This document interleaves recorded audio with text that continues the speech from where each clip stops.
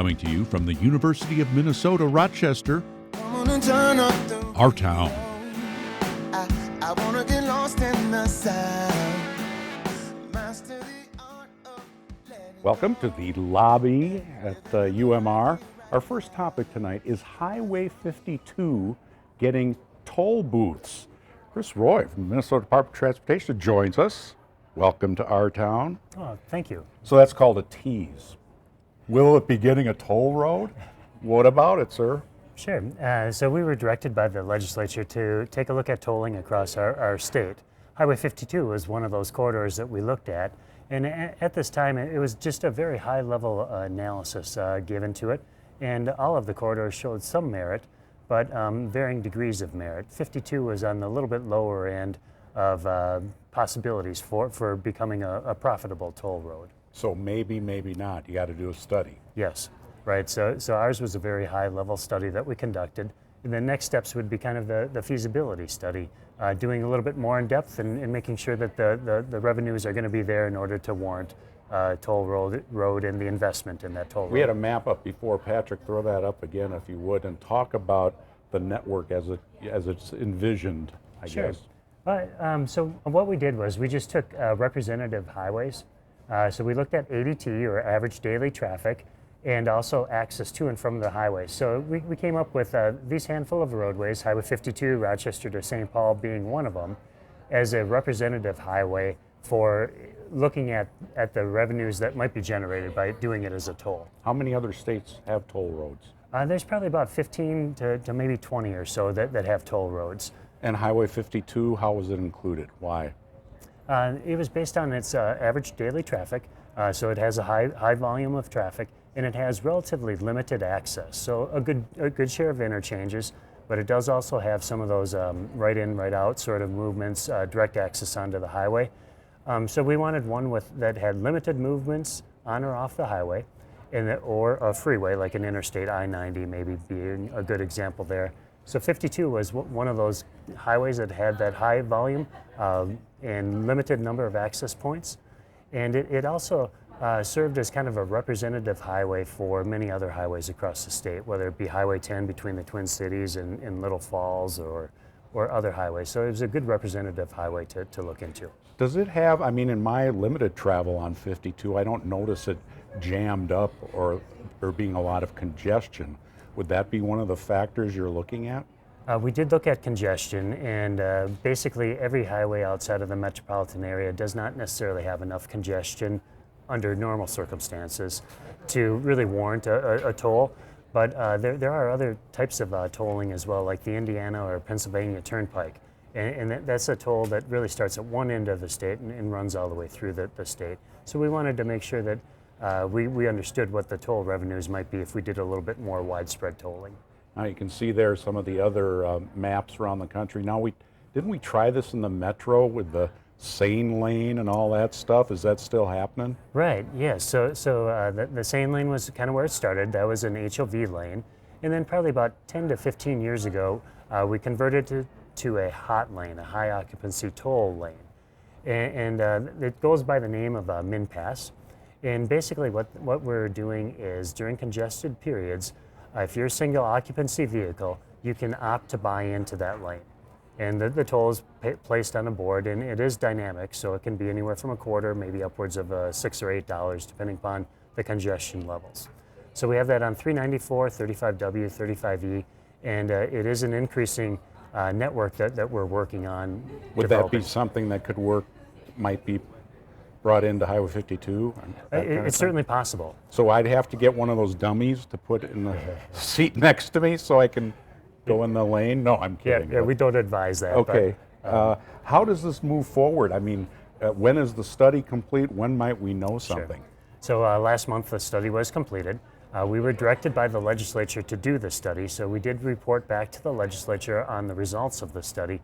And now the next step is really up to the legislature. Do they want us to look into it a little bit further and do a feasibility study, or did they find what they were looking for and maybe have no further questions, and maybe that's where tolling would end, or they could come back and say, please do a feasibility study, look into it a little bit further. We'll wait to see. I have to say, as an engineer, You are very well spoken to a dumb person like me. Usually engineers I can't understand. You did an excellent job. Well, Thanks you. for coming down from St. Paul, Hey. and we will look this legislative session really and see what's going on with this. Well, certainly, and it was very much my pleasure. Thank All you. right. Chris Roy from MnDOT.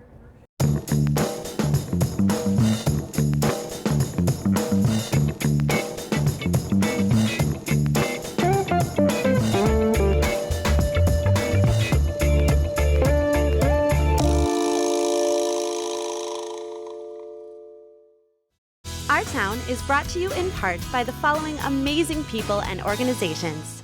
Clements Chevrolet proudly partners with award-winning KSMQ Public Television. Clements Chevrolet in Rochester. Clements' clear value promise is to make buying a car fast, fair, and simple. Al Specialty Marine. Serving boaters for nearly 40 years with a commitment to really taking care of their customers. Al Specialty Marine. The Minnesota Arts and Cultural Heritage Fund, and the citizens of Minnesota. And the members of KSMQ Public Television. Thank you. More Our Town just ahead. Snowshoeing at Soldiers Field, Rochester's first school building, and selecting the perfect chocolate for your Valentine. I'm hoping we get to sample them. But first, a behind-the-scenes look at the Choral Arts Ensemble. Each year, KSMQ brings you Christmas at Assisi, which features this amazing vocal group. Now we get to see all the hard work involved in the months leading up to this event in this week's Our Culture segment. Lost as a candle lit at noon, lost as a snowflake in the sea. I've been singing since I can remember, pretty much. I sang when I was in a 4 or 5-year-old choir, I think, and sang through high school and through college, and it just seems really natural. My dad was a choir director. And there's something about the art form that just allows you to express things you can't with words.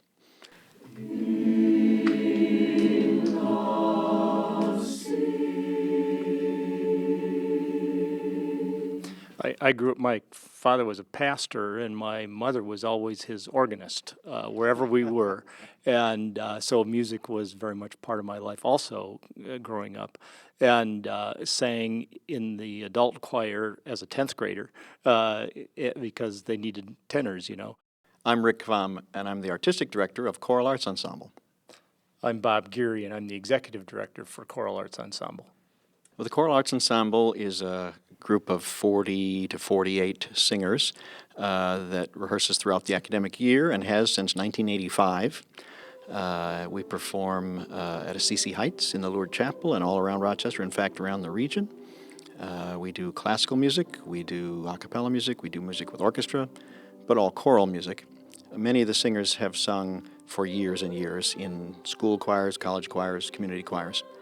And we have had our home at Assisi Heights and our offices here for a number of years and enjoy that close relationship with the sisters. And it is truly a treasured artistic asset of the community, not only the town of Rochester, but this entire region. Most cities the size of Rochester would die for a group like this to be able to have as an artistic resource to their community. So we're very proud of that. I founded it in 1985. I came here as a medical student and had a great experience in college, singing in a men's choir and a mixed choir, and started a student choir at Mayo of medical students of varying success levels, and then a men's octet, almost all Mayo employees.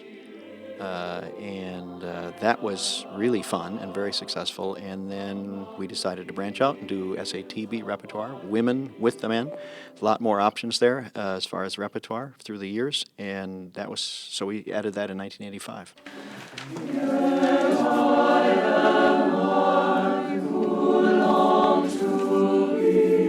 Hi, I'm Andy Buchholz, and I'm a member of the Choral Arts Ensemble. I'm Christine Hansen. I'm a member of the Choral Arts Ensemble. I've sung my whole life, and I graduated from college, had a great experience there, and really was seeking to find another good quality singing experience and found it with Choral Arts Ensemble. Yeah, I joined Choral Arts because I was looking for something where I could sing as part of a group, and it's rare to have an opportunity like this to sing really challenging music.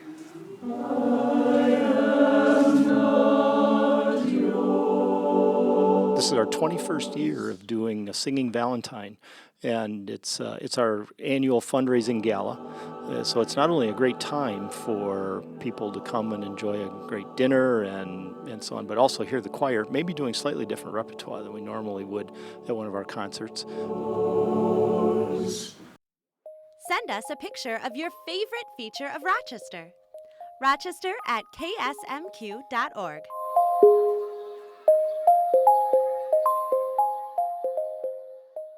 All right, students, the Rochester Area Foundation has a number of scholarships available for post-secondary education.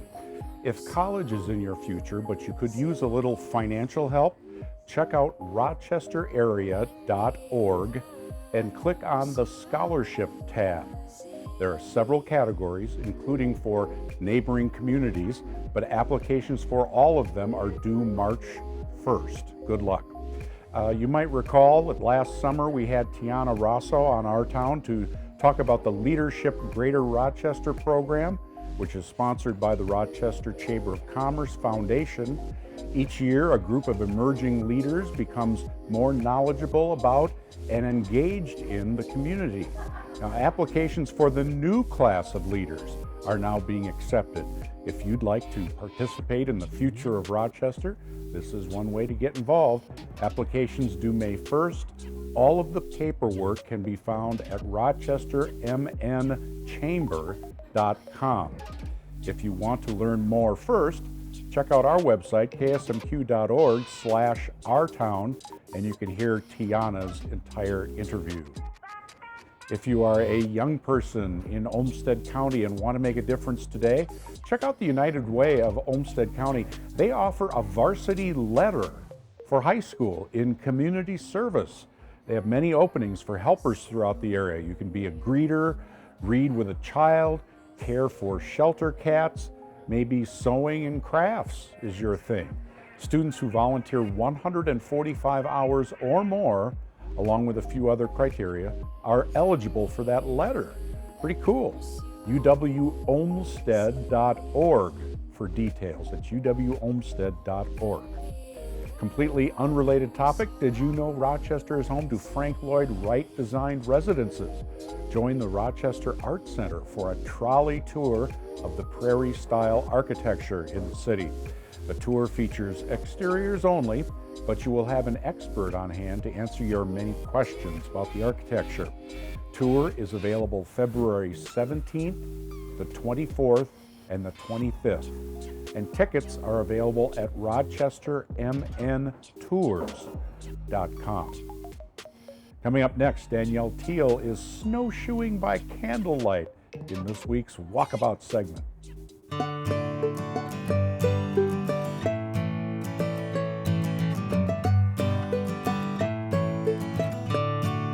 This is Danielle Teal with Our Town Walkabout, and I'm here with Bethany. And we are at Shields Candlelight Snowshoe tonight. We're about to go snowshoeing. I'm excited. So am I. So slide your foot all the way forward, push forward, and I'm gonna grab this. All right, so you can pop the other foot in here.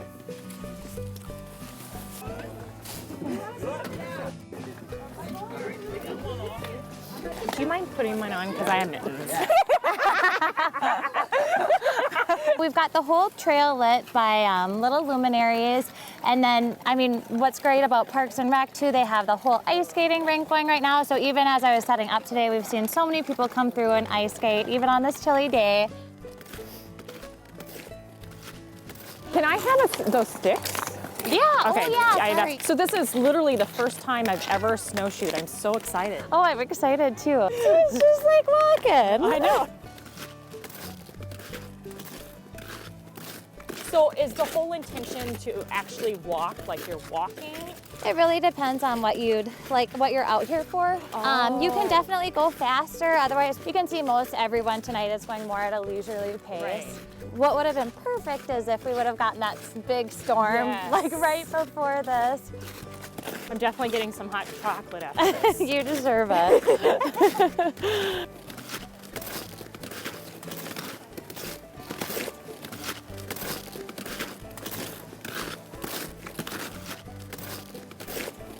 So I'm definitely getting a workout. Yep. That was the coolest experience ever. Oh, I'm so happy to hear you had fun. That is so neat. And okay, can you see this? Valentine's Day is coming, and this young man right here has a treat that will make your day. Chocolate. Our past. Remembering what made us who we are today. Brought to you by the History Center of Olmsted County.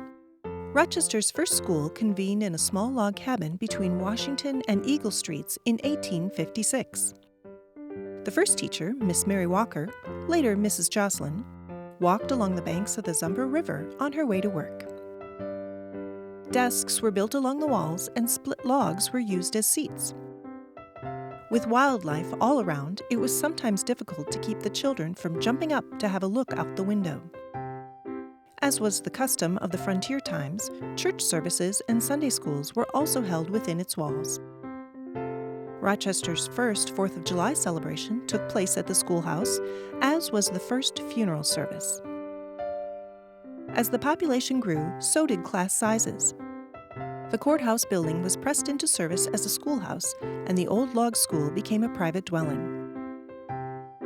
In 1867, construction began on a new building that would become the Rochester Central School, and classes began in May of 1868.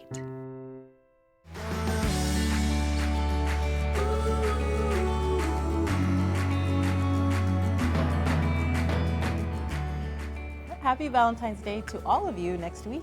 Today we have a beautiful display of chocolatey treats that are almost too pretty to eat, almost. Travis Yager from Chocolaterie Stam is here to celebrate. Welcome. This is called reporter involvement. It is very interactive Yeah. here. I like it. So you've got all of these wonderful treats for Valentine's Day. Yeah. Oh. That Eric is clearly enjoying. Yeah, that's good. That's good, right? Awesome. All right. Can you tell us a little bit about your store downstairs? Yeah, so the Stam family has been making chocolates since 1913. It actually originated all the way from the beginning of the 1800s, where the Stam family had a bakery. And so they did baked goods and chocolates, and then in 1913, they were told their chocolates were better than their baked goods, so then they started to do just that. It's a good problem to have. It is, isn't it? And since you're enjoying it, that's good news. And these are little heart bowls that the chocolate is the bowl or the Yes. container also. You can eat the whole thing. Oh my gosh. And will these be on sale for Valentine's Day? Oh yes, yep. You can get it in milk or dark and fill it with whatever you like. So what are some of the hottest items that people get around this time of year? Yeah, it's a good question. So our biggest selling chocolate is the sea salt caramel, which comes in milk or dark. And then of course the chocolate boxes and the heart boxes. Everybody thinks about hearts and flowers and things around this time of year, so that's probably the biggest seller. And the recipes, do they change depending on what part of the country you're visiting? Yes. Or like you, or what your customers say? Oh yeah, that's a really good question. So we make a praline, which is a hazelnut, and that's a European thing. So in Europe they eat a lot of hazelnuts, where in America we eat a lot of peanuts. So in the United States we have a lot of peanuts and peanut butter. So in our shop you'll see a lot of hazelnut praline, but we also have peanut butter for the American crowd too.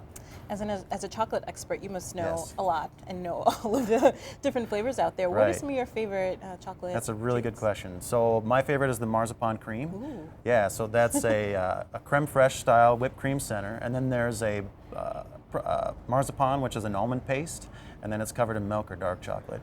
Dark being my favorite. How come you're thin?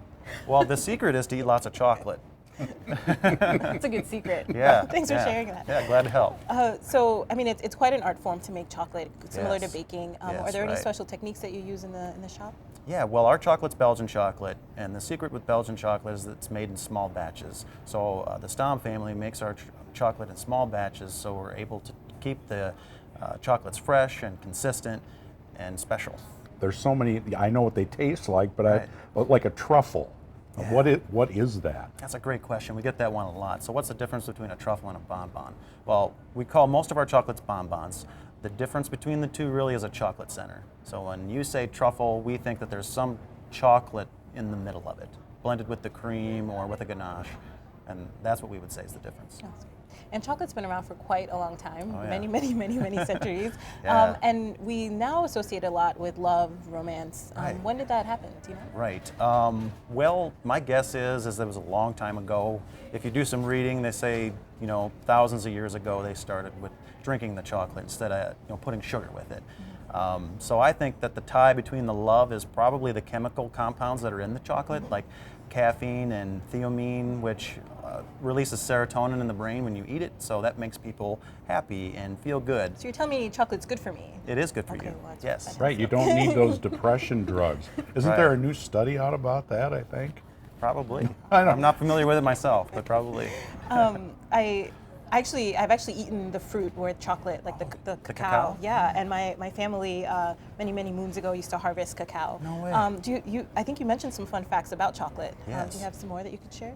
Well, besides that, it's kind of an ugly fruit, right? You've Yeah, seen it is. It's pretty. Yeah. Oh, is it? Oh yeah, when you look at it, you wouldn't think, that looks good. But when you break it open, there's the little seeds inside, and so then they just process the seeds, they break it down, and then add things to it to make it chocolate. Sugar being our favorite part of it. Sure, because it's not sweet naturally. No, not at all. No, it's very bitter. And how would the process be different, your painstaking work here versus like the chocolate bars you see at the checkout store? Yeah. I mean, is chocolate, you get it one place, other place it's all the same? Yeah, that's a really good question. So our chocolate really only has 5 ingredients, whereas others may put other things in there depending on cost savings that they're trying to do. So for ours, it's cocoa mass, cocoa butter, sugar, soy lecithin, and vanilla. So there are the secrets out. And the other ones might have like Yeah. thinners in it or something? Yeah, right. I mean, Yep, if you read the ingredient label, they'll show you right on there what they put inside of it. If it's not one of those 5, then they have other processes that they've discovered to make their chocolate. And in your shop, do you have other things other than chocolate that people can get? Yeah, so we sell gelato, which is an Italian ice cream, and we sell a lot of it. We do make that right here. So we use the freshest ingredients we can find. We have an organic dairy that we source our milk from Iowa, and then a lot of our ingredients and our machinery all comes from Italy. So it's the real deal. if I went to Italy, it's on my bucket list, but if I went there and went into a chocolate shop, would the offerings be similar to these, or would I not recognize many of the things that are in there? Yeah, every chocolatier is different, so it just depends on which family store you visited and how they decide to make their chocolate. I was wondering if you could give us a little tour of what we have here. A tour, I like that. A chocolate tour, sure. Well, if you start over here on this side, we have the hearts that come in milk or dark, and you can eat the entire box. Just a few of the flavors in here are butter truffle, creme brulee, a chocolate caramel. One of my favorites is the dark with the red there. That's a dark chocolate with a creamy caramel and peanut center. Again, the American tie-in with the peanuts. Mm-hmm. And you know it by the color on the outside? That's how you're able to tell me that? Between the milk and the dark and then the shape. Each shape is particular to what's in the center. Okay. So all our chocolates come with a guide so the recipient will see what they are. So you can be surprised or you can not be surprised. We'd leave that up to you. And then on this side, we have our chocolate boxes that are shaped like hearts. So inside is a variety of chocolates that we've hand selected, and you can come in and pick a few, or you can take the boxes that we picked for you. What's that guy? Yeah, that's a raspberry. Ooh. Oh. Yeah, so it's like a raspberry preserve, seedless of course. And this one is is a hedgehog. I know it's hard to see, but that's our signature cream. It's a creme fraiche style whipped cream, and that comes in milk, dark or white. So let's talk about, I see some white chocolate in here. Yeah, of course, yep. I'm going to ask a very controversial question. Yes. Is white chocolate chocolate? No, technically it's not. What is white chocolate? White chocolate is just cocoa butter and sugar, primarily. There's no cocoa in it, so technically it's not chocolate. So people who are allergic to chocolate can have white chocolate. Oh, yeah. No idea. Yep. So for those of you that are, white chocolate, come on and get some. So how much do these run about? Yeah, it's a good question. So this fully packed and wrapped is $19.95. This one here? Yep. And this is what is the flavor of this one? Oops! Well, I broke the. now you're gonna have to eat You'll it. have to eat that one, yeah, that's okay. That's a lighter colored. Yeah, so we milk chocolate. So the cocoa content in that one's about 35%, and then with the added milk, and then Okay. that's the dark chocolate shell on that So one. $19.95, and then if we're moving over to the bigger heart, Yeah, this one's getting closer to about a pound of chocolate, which is a lot of chocolate, and this one is $34.95 out the door. wow, that's Yeah. a It's lot got of quite a love. variety. That's a lot of love. It is a lot of love. Yeah, that'd be one difference between the chocolate at the grocery store and our chocolate, because of the love and time that we put into all these chocolates. What? The weight of it? Yeah, Or the price. price. Yeah, Oh, you'll the notice the price price. difference. Yeah. I thought it was heavier. Yeah, too. no. Well, it might be. Feels heavier. Right. I just don't want anybody to get sticker shock. Well, there was plastic wrap on these before we started the segment. The crew has been kind of circling here, so we're going to have a little treat enjoy that. time. Yeah, what do you think? Yeah, I think so. And Yeah. now we know that you're downstairs. So Right. yeah. We're close. Come on down. Sounds good. Thanks a lot. so much. Yeah, that it's was my pleasure. fun. Thanks for Happy having me. Valentine's Day. Well, Eric, I think after this, you and I should go downstairs. I think that's about it. We'll celebrate Valentine's Day, and we'll celebrate the new Chancellor of UMR, just named. Dr. We had her Carol. on, yeah, Yeah, last week. Lori Carroll. Congratulations, I Lori. think there's a connection there. She was on our show. We've moved our show here, and now she's Chancellor. I think that's very Yeah, logical. okay, let's Sounds take good. credit. Well, thank you from the University of Minnesota Rochester. We'll see you next week.